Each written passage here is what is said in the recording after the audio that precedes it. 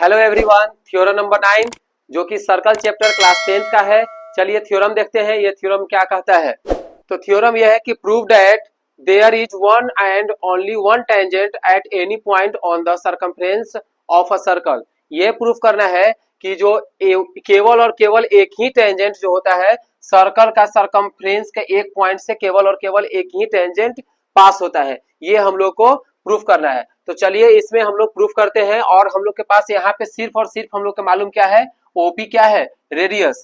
Okay, उसके बाद कुछ इसमें दो टेंजेंट लेते हैं एक पॉइंट से। तो पी पॉइंट से हम दो टेंजेंट लेट कर लेते हैं, एक को कहेंगे क्या, पीटी, और एक को क्या बोल लेते हैं, पीटी डैश बोलते हैं। ठीक है। और आप थ्योरम नंबर फर्स्ट में पढ़े हैं कि उसमें क्या होता है, आपका यहाँ पे 90 डिग्री होता है। एक पॉइंट से जब सर्कल का सर्कमफ्रेंस का एक पॉइंट से जब टच होता है तो वहां पे 90 डिग्री का एंगल बनता है। तो अभी हम अगर हम लोग कहते हैं कि ओपी जो है वो परपेंडिकुलर है किस पे, पीटी पे है। ओपी परपेंडिकुलर किस पे है, पीटी पे। जब ओपी परपेंडिकुलर अगर पीटी पे होगा तो आपका 90 डिग्री का एंगल बनेगा।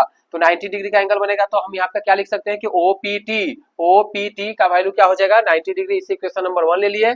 फिर ओपी परपेंडिकुलर, अब इस पे पीटी पे लिए थे, अब हम लेते हैं पीटी डैश पे। तो ओपी परपेंडिकुलर किस पे ले लिए, पीटी डैश पे ले लिए।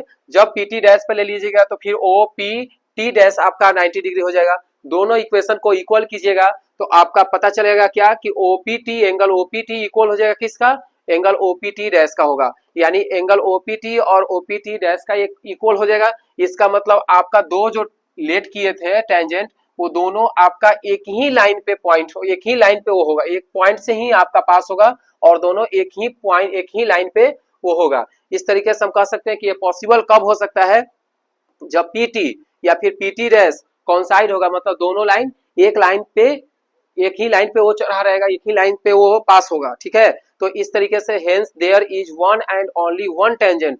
और हम लोग कह सकते हैं कि केवल और केवल सर्कल का सरकमफ्रेंस एक के पॉइंट यानी एक पॉइंट से केवल और केवल क्या होता है, केवल और केवल एक ही टेंजेंट क्या होता है, उस पॉइंट से क्या होता है, पास होता है। ठीक है। Thank you.